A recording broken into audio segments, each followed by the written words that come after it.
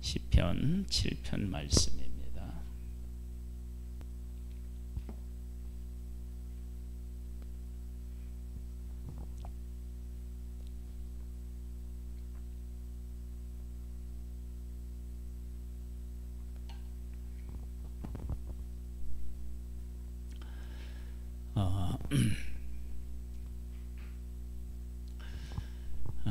의롭게 살면 형통하냐? 정말 그렇지 않습니다. 왜 의롭게 살려고 하는데 사람들은 가만두지 않을까요? 내가 의롭게 살아가면 악을 행하는 사람에게는 그 의롭게 살아가는 것이 곧 그 사람을 공격하는 것으로 받아들여지기 때문에 그렇습니다.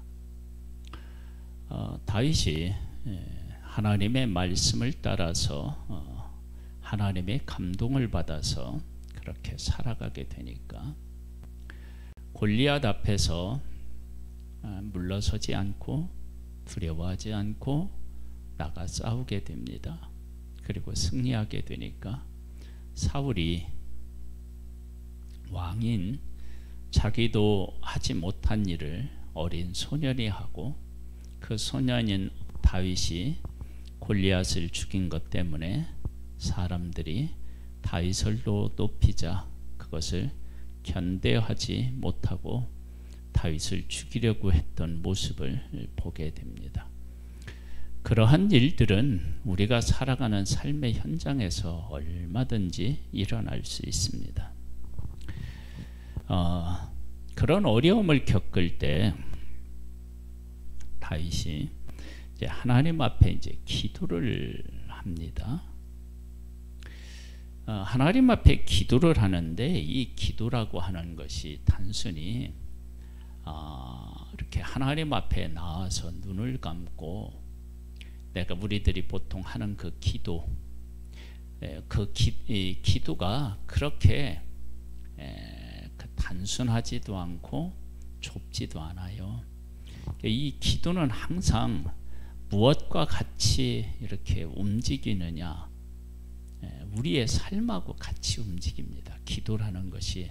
그러니까 기도가 그러니까 예배에 이렇게 우리가 나와서 하나님 앞에 눈을 감고 하는 그 기도, 그 시간을 기도로만 생각하면 안 됩니다. 이 기도는 반드시 우리의 삶에 뿌리를 두고 그 삶에서 이 기도가 나와야 되고 그리고 그 삶으로 기도를 또 뒷받침해서 응답으로 나아가야 됩니다. 이제 그런 사실을 우리에게 잘 보여주는데요. 여기 보면 여호와 내 하나님이여 내가 주께 피하오니 나를 쫓아오는 모든 자들에게서 나를 구원하여 내소서. 그래요. 지금 다윗을 죽이거나 잡으려고 하거나 어쨌든 이 다윗을 해하려고 하는 사람들이 다윗을 쫓아온다는 거예요. 그러면 쫓아온다는 얘기는 이 시를 쓸 때 다윗이 지금 도망다니고 있다라고 하는 사실을 알 수 있습니다. 다윗이 도망다녔던 때는 언제느냐? 그러면 사울이 왕에 있을 때 다윗은 계속적으로 도망다녔던 모습을 볼 수 있습니다. 그러니까 다윗이 그러면 사울에게 잘못했느냐? 아니에요. 그리고 사울만 다윗을 죽이려고 했느냐? 아니에요. 사울 편에 섰거나 또 사울을 통해서 무엇인가 얻고자 하는 사람들이 연합을 해서 다윗을 죽이려고 했던 모습을 보게 됩니다. 그러니까 다윗을 죽이려고 했던 사람은 사울이라고 하는 한 사람이 아니라 정말로 많은 사람들이 다윗을 죽이려고 하는 사울 편에 서서 다윗을 죽이려고 했다. 그런 것을 우리가 알 수 있습니다. 그러니까 내가 당신에게 무슨 잘못을 했길래 나를 이렇게 괴롭히느냐? 우리가 이제 그렇게 말할 수 있는 사람이 있는데 그 사람이 나를 괴롭힌다고요. 근데 왜 괴롭히느냐? 그 그 사람이 나를 괴롭히는 사람과 그냥 한 팀이 되는 거예요. 한 팀이. 그렇게 되면 어떻게 되냐면 나를 해하려고 하는 사람이 가지고 있는 그 마음의 상태가 함께하는 사람들에게도 어떻게 해요? 이렇게 전이되어서 그런 마음을 같이 품게 되는 것입니다. 이제 그런 일들이 이 세상에는 얼마든지 있습니다. 그런데 그런 일이 있을 때 다윗은 어떻게 했느냐? 죽게 피하였대요. 그러니까 하나님에게 그럴 때 피한 거예요. 뭐 하지 않고요? 원수를 원수로 갚지 않고 하나님 앞에 피한 거예요. 볼까요? 여호와여, 내가 수척하였사오니 내게 은혜를 베푸소서. 왜 수척했겠어요? 쫓아다니는 사람들이 괴롭히는 것도 그렇고 또 다윗을 향하여 수군덕거리는 일도 있었을 것이고, 그 다음에 또 뭐요? 도망 다니느라고 제대로 먹지 못했을 수도 있고 다양한 이유에서 수척했겠죠. 죄송합니다. 6절을 했나요? 7절 2절에요. 건져낼 자가 없으면 그들이 사자같이 나를 찢고 뜯을까 하나이다. 그러니까 하나님에게 피해서 하나님이 돌보시지 않으면 어떻게 해요? 사자처럼 나를 어떻게 해요? 찢고 뜯는다. 그렇게 뭐냐면 적극적으로 다윗을 해하려고 한다라고 하는 것을 우리가 알 수 있습니다. 잘못 안 했는데도 이런 일이 생기는 거예요. 보세요. 여호와 내 하나님이여, 내가 이런 일을 행하였거나 내 손에 제약이 있거나 화친한 자를 악으로 갚았거나 내 대적에게서 까닭 없이 빼앗았거든 원수가 나의 영혼을 쫓아잡아 내 생명을 땅에 짓밟게 하시고 내 영광을 먼지 속에 살게 하소서. 지금 이렇게 이야기하는 거예요. 그러니까 지금 다윗은 잘못을 했느냐? 아닌 거예요. 잘못한 게 아닌데 이런 일을 지금 겪고 있는 거예요.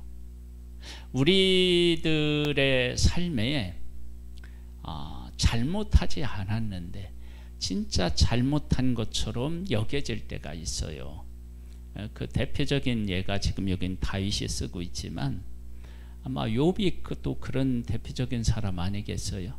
하나님께 순전한 신앙을 지켰는데 어느 날 가장 이중적인 사람으로 사람들에게 비춰지게 돼요. 왜 그렇게 비춰지느냐? 사람으로부터도 공격을 받고 하나님으로부터도 공격받고 있다라고 느껴지는 일들이 그에게 생겼기 때문에 그렇습니다. 그때 욥이 얼마나 억울했겠어요. 나는 그렇게 살지 않았는데 그렇게 살아온 것처럼 그런 일들을 겪는 것입니다. 이런 일들은 얼마든지 우리들이 살아가는 삶의 현장에서 생길 수 있습니다. 그럴 때 다윗은 어떻게 했느냐? 여호와께 피했다는 거예요. 그러니까 원수를 원수 갚는 쪽으로 삶을 살아간 것이 아니라 하나님 앞에 기도하면서 하나님께 피하는 그 길로 들어섰다라고 하는 거예요. 이것은 쉽지가 않아요. 우리들은 원수를 원수로 갚을 때 속이 시원하다고 생각해요. 그러니까 내가 참고 견디잖아요. 그러면 우리 안에 뭐가 생기냐면 화병이 생겨요. 화병. 내가 참으면서 기쁨과 감사로 살아낼 수 있다. 그것은 하나님 안에서 그 일을 해석해내지 않는 한 그건 어렵습니다. 그래서 다윗은 이러할 때 어떻게 했느냐? 주께 피하였다. 그러면서 나를 쫓아오는 모든 자에게서 나를 구하나소서. 그러면 하나님 앞에 기도하는 거예요. 자, 보세요. 우리가 기도는 삶하고 연결되어진다고 그랬어요.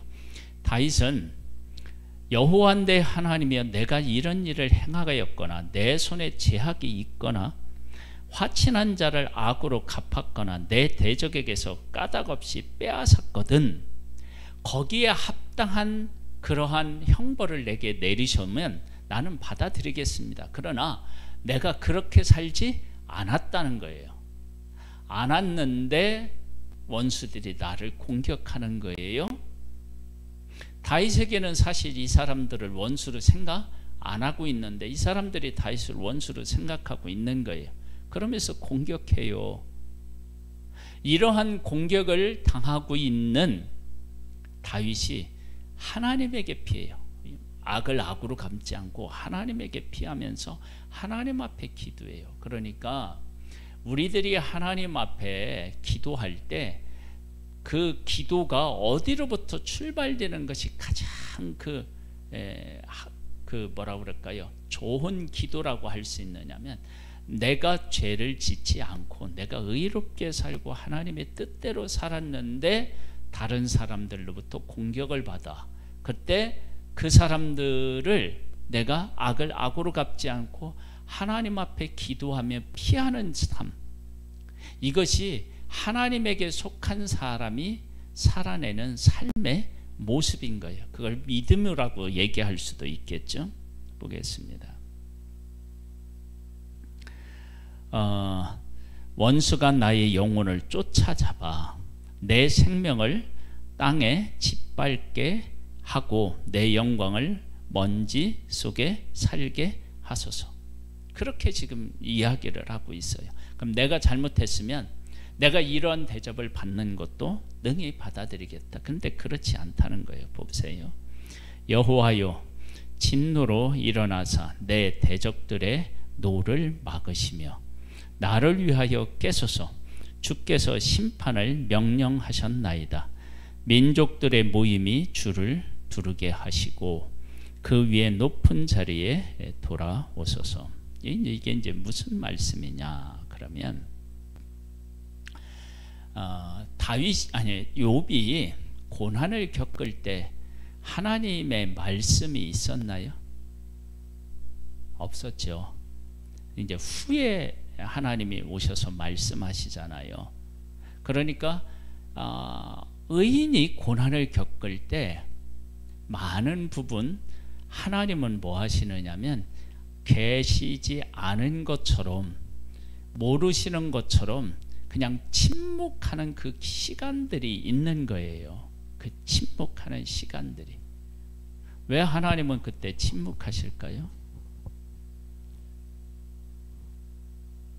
여러 가지 이유를 우리가 댈 수 있겠지만, 하나님이 침묵하시는 것은 의인에게는 너의 의로운 믿음을 보여봐라, 그런 의미도 있겠고, 악인에게는 뭐예요? 기회를 주는 그런 시간이 될 수도 있을 거예요. 그 다음에 이런 고난, 욥이 그 고난을 통과하고 하나님으로부터 어떻게 되냐면 갑절의 그 은혜를 받잖아요. 그러면 하나님께서 그에게 보답하시는데, 갑절로 주시려면 그 갑절로 그에게 주었을 때 그 누군도 그렇게 하나님이 욥에게 갑절을 주었을 때 왜 주었느냐고 말할 수 없는 그런 근거가 있어야 되겠죠. 그러니까 하나님께서 그를 들어서 복되게 하시려고 할 때도 그런 일들이 있을 수 있습니다. 그러면서 뭐라고 하냐면, 여호와여, 진노로 일어나사 내 대적의 노를 막으시며, 대적들이 막 노하여서 자기를 공격하는 것을 막으시고 나를 위하여 깨소서. 그러니까 하나님이 침묵하시는 거예요. 주께서 심판을 명령하셨나이다. 민족들의 모임이 주를 두르게 하시고 그 위 높은 자리에 돌아오소서. 그러니까 하나님은 세상을 심판하시는 심판주로 계시잖아요. 그런데 지금은 심판주로 계시다는 사실을 다윗도 지금 확인하기 어렵고, 그 다음에 또 뭐예요? 원수들도 지금 확인하기가 어렵다는 거예요. 그러니까 하나님이요 그 위에 자리에 돌아오시라는 것은 하나님께서 심판하실 때 앉았던 그 재판 자리에 앉아서 저들의 잘못에 대해서는 잘못했다고 하나님이 징계하시고 심판하시고, 내가 하나님의 뜻을 따라 살았던 것에 대해서 하나님 응답해 주세요. 그래서 돌아오세요. 그것은 하나님께서 재판장으로서 자리에 앉아달라, 이제 그런 기도를 지금 하고 있습니다. 8절에 보면 여호와께서 만민에게 심판을 행하시오니, 그러니까 하나님은 심판 주신 거예요. 그 다음에 여호와여 나의 의와 나의 성실함을 따라 나를 심판하소서. 지금 보세요. 다윗이 여호와 하나님 앞에 기도하는데 나의 의와 나의 성실하심을 따라서 나를 어떻게 해요? 심판하소서. 그러니까 다윗이 하나님 앞에 기도할 때 언어의 기도만 한 것이 아니라 그의 삶이 하나님 앞에 기도로 나아가는 데 있어서 부끄럽지 않는 삶을 살았음을 분명히 이야기하고 있어요. 그러니까 우리들이 하나님 앞에 기도를 할 때 이렇게 살아야 되는 거예요. 이렇게. 즉 요셉이라고 하는 사람이 보디발의 집에 있을 때 그 아내로부터 유혹을 받잖아요. 그때 요셉이 하나님을 기억하고 하나님 앞에 범죄하지 않으려고 살았어요. 그리고 그랬음에도 불구하고 감옥에 갇혔을 때 욥이 두 가지를 겸하여 해요. 하나는 뭐냐면 욥이 그렇게 그 보디발의 집에 그 감옥이 있었다고 그랬는데 감옥에 갇히는데도 하나님을 경외하는 것을 포기하지도 않고 하나님 앞에서 살아가는 삶을 원망하거나 후회하지도 않고 그 삶을 그대로 살아가면서, 그러면서 어떻게 해요? 하나님을 바라보면서 기도하는 거예요. 그러니까 삶도 그렇게 살아가는 것을 그대로 살아가면서 하나님 앞에 어떻게 해요? 기도하는 거예요. 기도. 그러니까 의인의 삶은 이런 거예요. 그러니까 하나님 앞에 나와서 부르짖는 것이 아니라 내가 하나님을 인정하고 부르짖는다면 나의 삶이 누구를 기억하고 누구를 의지하고 누구를 바라보는 삶이어야 되냐면 하나님을 바라봐야 되는 삶이어야 된다. 그것을 지금 우리에게 분명히 지금 하고 있잖아요. 그러면서 이렇게요. 악인의 악을 끊고 의인을 세우소서. 의로우신 하나님이 사람의 마음과 양심을 감찰하시나이다. 그러니까 감찰하니까 내가 지금 하나님 앞에서 어떻게 살아야 되는지에 대한 답이 나오는 거예요. 그렇게 지금까지 살아왔는데 고난을 겪어요. 근데 그 고난 중에도 하나님과 함께 살아가면서 하나님 앞에 기도하는 거예요. 그러니까 우리들이 항상 기도를 이런 차원에서 생각하고 그런 차원에서 하나님 앞에 기도하는 것이 우리에게 필요합니다. 할렐루야. 나의 방패는 마음이 정직한 자를 구원하시는 하나님께 있도다. 그러면서 다윗이 자기를 보호하는 방패로 뭘 삼았느냐면 하나님은 정직한 사람, 하나님의 뜻을 따라 살려고 하는 사람을 하나님이 반드시 보호하신다. 그래서 내가 원수를 갚지 아니하고 하나님 앞에 맡기고 그 다음에 또 어떻게 해요? 하나님의 뜻을 따라 내 삶을 살아내는 거예요. 제가 다윗의 이 시를 얘기했지만 누구에 대한 얘기도 지금 했느냐? 그러면 요셉에 대한 얘기도 했잖아요. 그러니까 어떻게 사느냐면 감옥에 가든 종으로 팔려왔던 하나님이라고 하는 분을 기억하고 섬기는 거예요. 그러면서 어떻게 되냐? 하나님의 뜻을 따라서 살아내는 거예요. 사실은 그렇게 살기 어려운 그런 상황이었죠. 그런데 그렇게 살아가면서 하나님 앞에 기도하는 거예요. 그랬을 때 이 요셉이 그 원수의 손에 의하여서 그 인생이 그렇게 끝났느냐? 아니에요. 하나님이 그를 보호하시고요, 그에게 은혜를 베풀어 주셔서 그 삶에 대해서 하나님이 받으시고 높이시는 것을 볼 수 있어요. 그래서 나의 방패는 마음이 정직한 자를 구원하시는 하나님께 있다. 그러니까 마음이 정직하다 그러면 그 삶이 정직해지는 거예요. 그 삶을 계속적으로 살아가는 거예요. 그 삶 때문에 자기가 고난을 겪어요. 요셉도 정직하게 살아가는 것 때문에 어떻게 해요? 고난을 겪었어요. 그런데 그 삶을 포기하지 않아요. 그렇게 살아가는 거예요. 그러면서 11절에 보면 하나님은 의로우신 재판장이시며 매일 분노하시는 하나님이시로다. 왜 매일 분노하실까요? 화를 내시는 분이실까요? 아니요. 악을 악으로서 지금 다 보고 계시다는 거예요.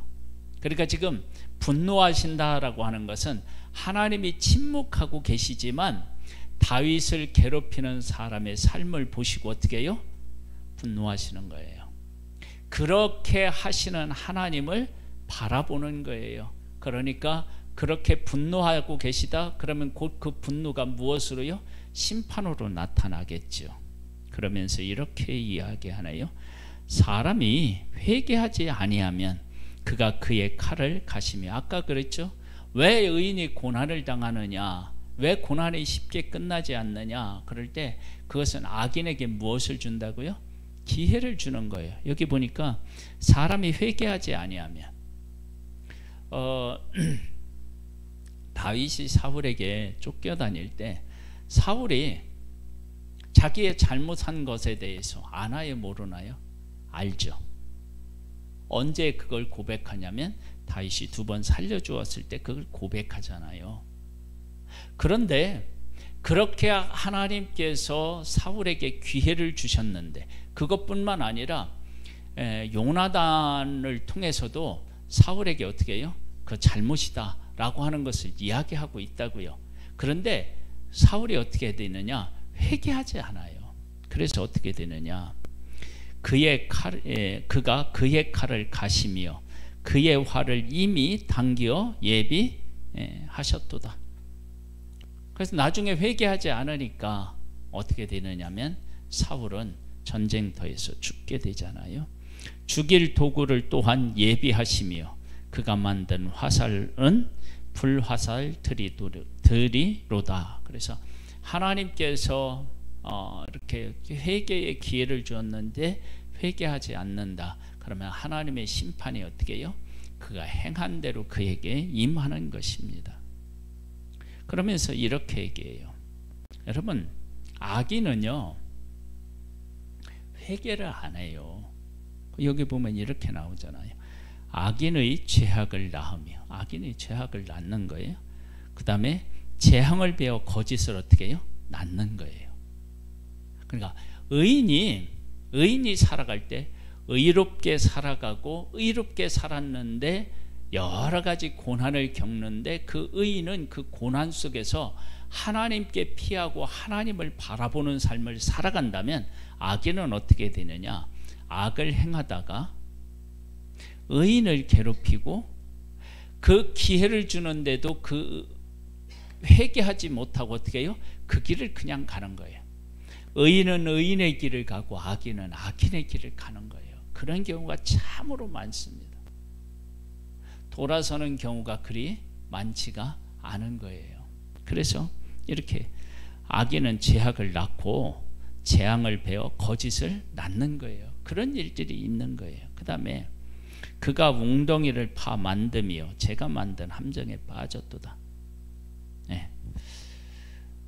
제가 요즘에 교회에 대한 교회 폐쇄 명령을 내렸잖아요. 사랑제일교회 같은 경우도.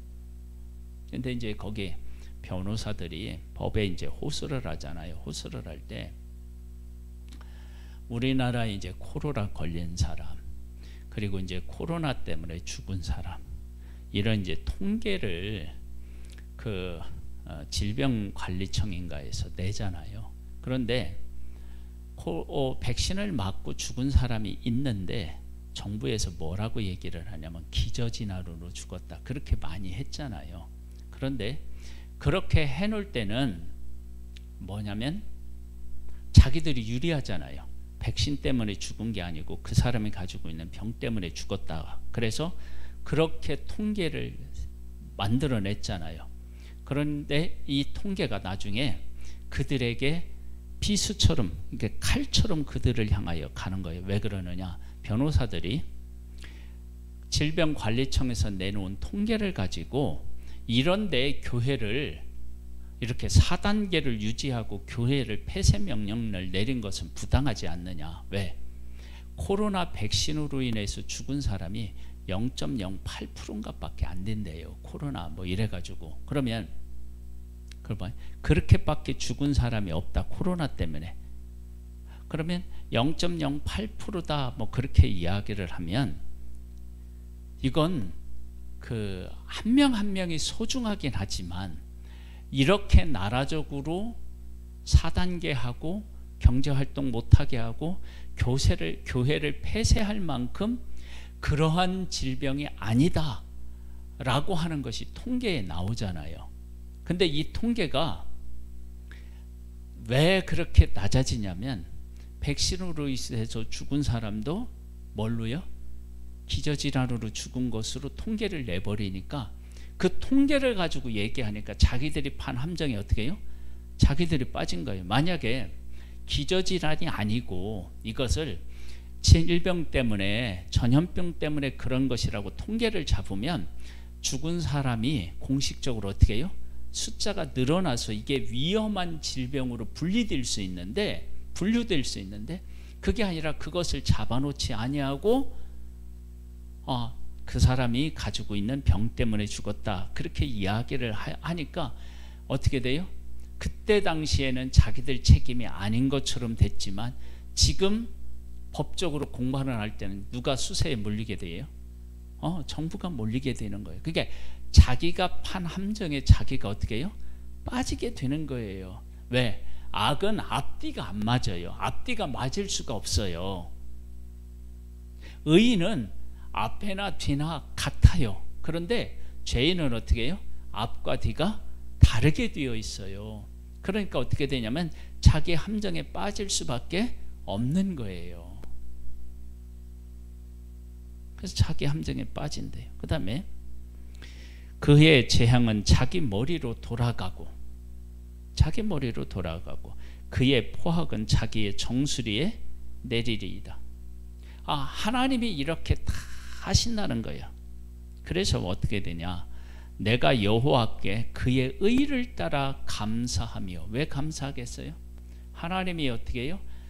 내가 의롭게 살았는데 고난을 겪는 것, 핍박을 받는 것, 그리고 그 와중에도 내가 하나님 앞에 피하고 하나님만 의지하는 것에 대해서 하나님이 어떻게 해요?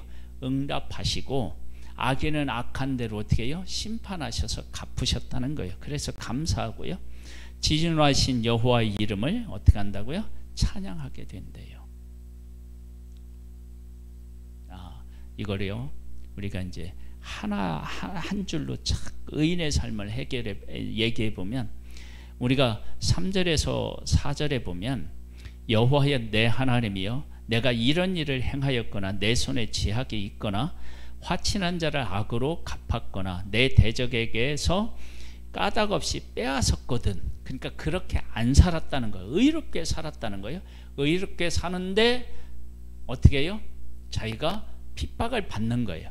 근데 그 핍박을 받을 때 원수를 원수로 갚지 아니하고 하나님의 피에서 하나님을 의지하여 그렇게 기다리는 거예요. 그랬더니 하나님이 어떻게 해요? 그에게 응답하셔서 그의 의를 따라 감사하며, 내가 여호와께 그의 의에 따라 감사하며 지존하신 여호와의 이름을 어떻게 해요? 찬양한다. 하나님의 응답에 대해서 감사하고 찬양하는 거예요. 이렇게 의인의 삶이 이렇게 쭉 이어지고, 이렇게 이어지면서 하나님 앞에 어떻게 해요? 기도하는 거예요. 악인은 어떻게 되느냐? 악을 행하다가 의인을 핍박하고요, 회개하지 않고 있다가 나중에 어떻게 해요? 하나님의 심판으로 망하게 되는 거예요. 우리의 삶과 기도는 항상 어떻게 해야 되냐면 같이 가야 됩니다. 같이. 그래서 우리가 두 사람의 예를 들고, 뭐 아니면은 세 사람의 예를 들었다고 할 수 있는데, 누가 그랬느냐? 요셉이 그랬어요. 요셉이 자기의 삶을 사람들이 악하게 행했다고 해서 자기의 삶을 악인처럼 하지 않고 의인처럼 했어요. 요셉이 그랬어요. 그 다음에 또 누가 그랬느냐? 욥도 그랬어요. 그 다음에 지금 이 시를 쓰고 있는 다윗도 그런 거예요. 그러니까 기도는 우리가 하나님 앞에 나와서 입으로 우리의 상황을 아리는 것이 그것만이 아니라, 우리가 의롭게 살고 고난 중에도 하나님께 피하고, 그리고 하나님의 응답을 바라보고, 그리고 하나님의 응답하셨을 때 감사와 찬양으로 이어지는 이 삶이 우리에게 이렇게 쭉 연결되면서 그 가운데서 하나님 앞에 기도하는 것, 이것이 바로 우리 의인의 삶이어야 한다.